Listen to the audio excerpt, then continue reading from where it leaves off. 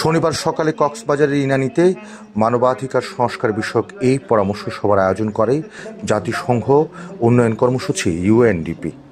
সেখানে প্রধান অতিথি ছিলেন আইন বিচার ও সংসদ বিষয়ক উপদেষ্টা ডক্টর আসিফ নজরুল।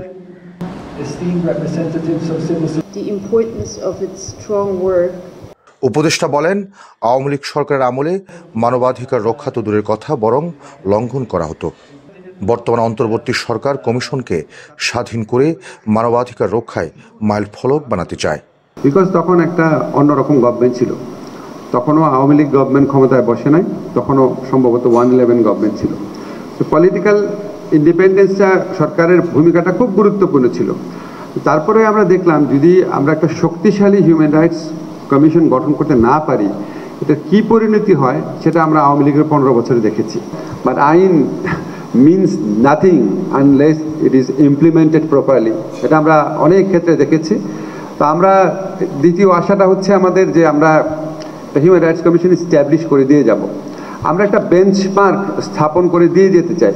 তারপরে পরে সরকার যদি না রাখে, অ্যাটলিস্ট আপনারা দায়ী করতে পারবেন যে এরকম একটা বেঞ্চমার্ক ছিল, এত ভালো একটা আইন ছিল, তা ভালো একটা কমিশন কাজ করেছে, 2 মাস 3 মাস যাই হোক, ওই বেঞ্চমার্কটা আমরা অন্তত এস্টাবলিশ করে দিতে চাই। সভার বিশেষ অতিথি গণপূর্ত ও শিল্প উপদেষ্টা আদিলুর রহমান খান বলেন, নতুন অধ্যাদেশ কমিশনকে বিচার বহির্ভূত হত্যাকাণ্ড ও গুম খুন স্বাধীনভাবে তদন্তের ক্ষমতা দেবে। নির্যাতিত হয়েছিল, যাদেরকে গুম করা হয়েছিল, যাদেরকে ক্যাম্পে নিয়ে টর্চার করা হয়েছিল, আমি তো জানি কক্সবাজার এবং চিটাগংয়ে, তারা তো নাই এখানে। কারণ এখন যেমন গুম কমিশন আছে, গুম কমিশন তো একটা সময় পরে থাকবে না, কিন্তু গুমের ঘটনাগুলো তো কন্টিনিউইং ক্রাইম, এই ক্রাইমটা তো চলতে থাকে, চলমান ক্রাইম। তাই সেই ন্যাশনাল হিউম্যান রাইটস কমিশনের উপরে ওইটা তদন্তের কাজ চালায় যাওয়া, কারণ আরও অনেক মানুষ তো এখনো গুম হয়ে আছে, যারা ফেরত আসে নাই, তারা কোথায় গেল, তাদের হিসাব লাগবে তো, সেইটাও যেন করার ক্ষমতাটা থাকে। তাই যেসব জায়গায় যে তাদের তদন্ত করতে হবে, যেসব জায়গায় যে তথ্য সংগ্রহ করতে হবে, সেই তথ্য সংগ্রহ করা, তদন্তের ক্ষমতাগুলো যেন তাদের কাছে থাকে।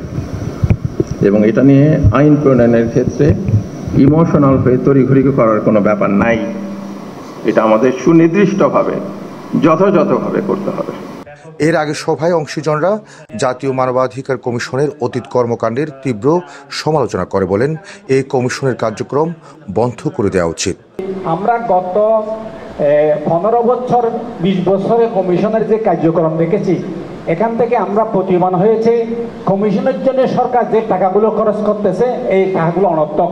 সুতরাং এই কমিশনটা বন্ধ করে দেওয়া উচিত। বিভিন্ন সময় দেখতে পাই যে মানবাধিকার কমিশন আগে কিংবা পরে নাম দিয়ে বিভিন্ন ধরনের বৈফোট কতগুলো সংগঠন দেখা যায়, যে সংগঠনগুলো শুধুমাত্র ফরেন আপনার ফান্ডগুলোকে মিসইউজ করে। মানবাধিকার কমিশন মানুষের মানব অধিকার সংরক্ষণের জন্য কথা বলবে এবং সেখানে অভিযোগ দায়ের করা যাবে, কিন্তু এটিকে ব্যাপক প্রচারের জন্য এই আইনে কোনো ক্লজ আমি দেখিনি। দেশে আইনের শাসন ও যানবাহন নিরাপত্তা নিশ্চিত করতে মানবাধিকার আমাদেরকে কতটুকু নিশ্চিত দান করবে।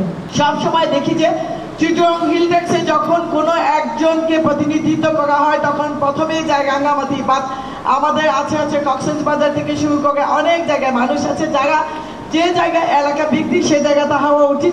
সভায় মূল প্রবন্ধ উপস্থাপন করেন আইন ও বিচার মন্ত্রণালয়ের বিশেষ পরামর্শক ব্যারিস্টার তানিম হোসেন শাওন।